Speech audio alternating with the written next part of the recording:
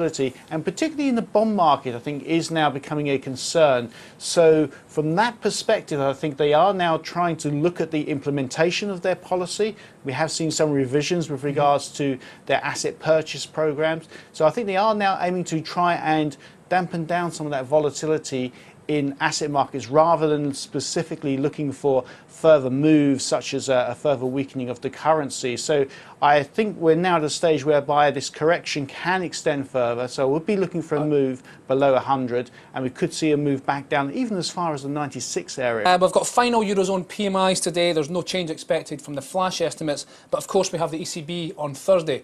What's your call on what Draghi is going to give us on Thursday? Yes, I think the ECB is obviously going to be the very big focus of the week for the euro. Now, our economics team are looking for a further easing in policy as far as the refi rate is concerned, although we're not expecting a cut in the deposit rate at this stage. So I think the euro will come under some further pressure if we do start to see some further easing coming through.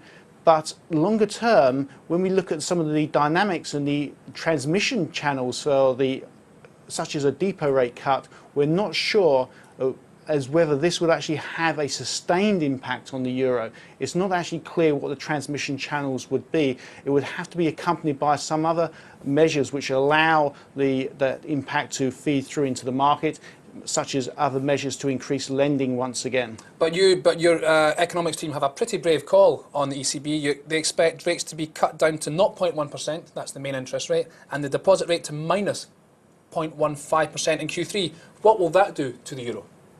Yes, I think as far as those further easing measures are concerned, it will initially have quite a significant negative impact on the euro.